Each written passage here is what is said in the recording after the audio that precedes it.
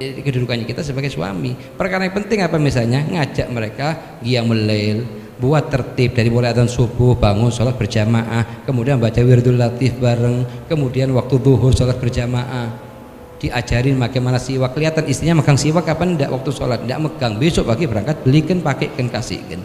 Ini baru ente suami yang bagus, suami yang mulia di hadapannya Allah Subhanahu wa taala. Ar-rijalu qawwamuna 'alan nisa. Betul? Kalau ributnya yang dimakannya belum disiapkan, sudah mau berangkat kerja belum ada nasi, ribut, mau marah, ini suami namanya tidak punya mutu di hadapannya Allah Subhanahu wa taala. Bukan di hadapannya manusia, di hadapannya Allah tidak punya mutu sama sekali dia.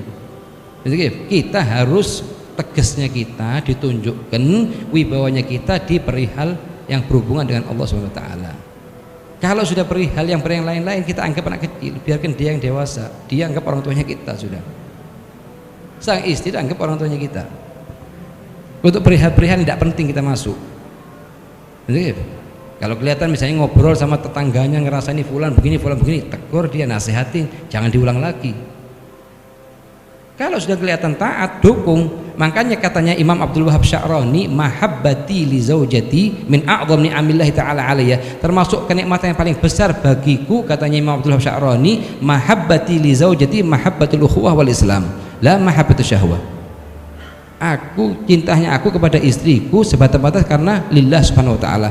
Kullama ra'aitu zadat fi ta'ah situ fil mahabbah. Setiap aku ngelihat istriku nambah amal ketaatannya, aku tambah nilai kesayanganku kepada dia. Setiap dia ngurang ketaatannya, aku kurangin. Volume sayang, volume tidak sayang itu bukan karena pengaruh tingkahnya dia, tapi pengaruh amal ibadahnya dia.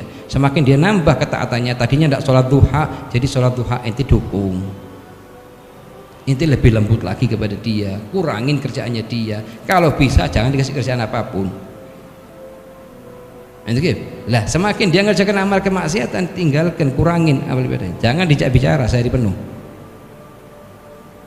Kalau sudah berani ngerasani orang sehari semalam suntuk ngerasani orang itu, besok pagi jangan dijak bicara 5 jam. Supaya tahu kalau ini amal kemaksiatan. Rasulullah pernah suatu hari tidak sengaja dari Sayyidina Aisyah waktu datang Sofia, Sayyidina Sofia istrinya Rasulullah juga. Rasulullah duduk sama Sayyidina Aisyah. Kemudian Sayyidina Aisyah berkata kepada Rasulullah, "Ya Rasulullah, ma ahsanha Sofia illa annaha kadza."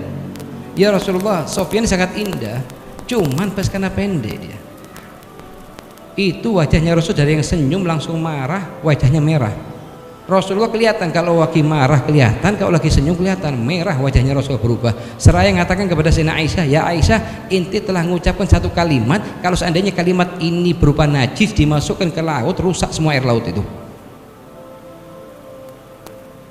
Ini satu kalimat yang mengucapkan kepada Sayyidina Aisyah. Kata Sayyidina Aisyah, "Demi Allah tidak mengucapkan lagi." Alas. Kadang kita dengar istri ngobrol fulan begini, fulan begitu, fulan begini, kita dukung dia. Dengarkan aja dia penonton, jadi pendengar yang setia.